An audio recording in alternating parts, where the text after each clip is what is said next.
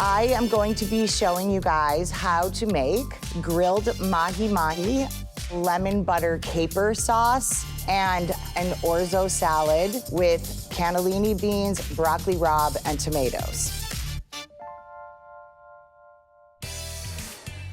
All right, so the first thing that we're going to talk about is how to cook green vegetables. We think about the blanch and shock. So we cook our broccoli rabe in the boiling salty water. When it's ready, we go immediately into the shocking water. And what that does is stops the cooking immediately, but it also sets the beautiful green color.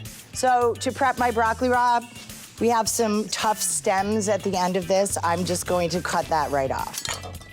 Here we go with this guy, all right in there.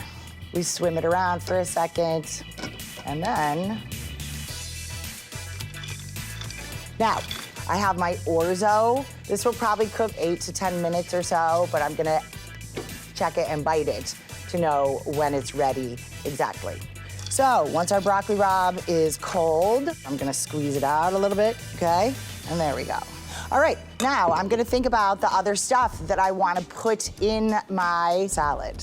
These guys are my go-to start for so many things. These are like the base on which so many big flavors are built on. I'm gonna do 2 cloves of garlic, 2 nice big ones. All right, so we smash, kind of finely chop this. Then I'm gonna bounce back. Just check my orzo one more time. I'm guessing this is probably ready. Yes, it is. So, what do you say when you walk through the kitchen with hot stuff? Hot stuff, hot stuff. Announce yourself.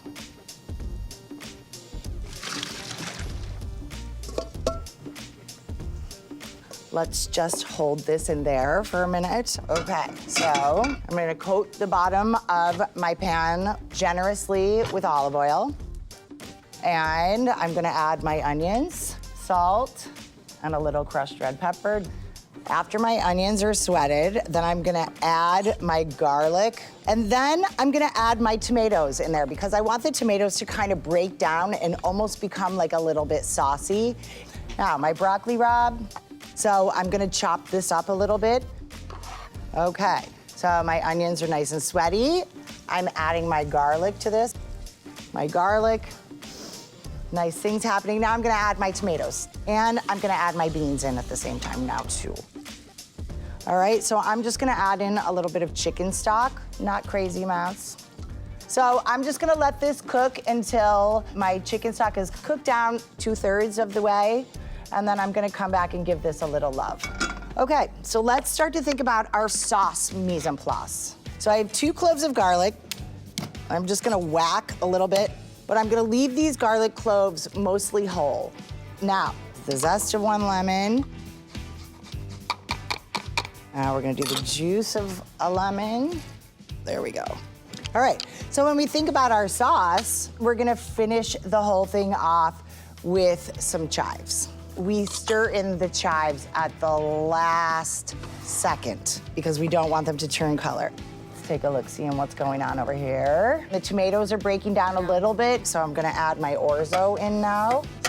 All right, we got it all stirred in. And I'm gonna give a little bit more stock than you would think it would want because we're gonna cook that back out and give everyone a chance to really come together. So I'm going to give this a salt. This fish, mahi-mahi, is a nice firm flesh, so it's really good for grilling. So we lay it down gently.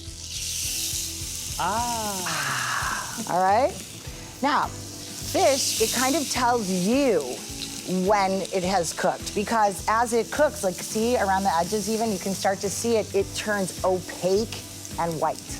So now this would be about the time, gently underneath, and we're gonna rotate it in the other direction to make that beautiful crosshatch. There we go. So for my sauce, saute pan, I'm gonna start off with a tiny bit of olive oil, and remember my garlic cloves. This is where we add the love, all right? Smash it just like this with the heel of your hand and then smell it. I love that, right? Now, we're putting them in our pan. What we want to do is kind of toast the garlic in this oil. So we're just perfuming this oil. So, in the meantime, let's just finish up my orzo. Look at, I have my broccoli rabe in there. Orzo is done. Okay, so let's turn my fish over. All right, my garlic. Once it's golden, we take it out. We say, thank you for coming. I'm going to add my lemon juice and zest and capers. This is when we start adding our butter, one pat at a time. You will really want to keep this moving because this is what's going to bring the sauce together. So once that butter is gone, we add another one. All right, just a couple drops of chicken stock. And that gives you just more volume of your sauce so you can swirl the butter in. All right, so I'm gonna pull my fish off. All right, this guy still has another little minute. There we go. We see nice bubbles happening everywhere.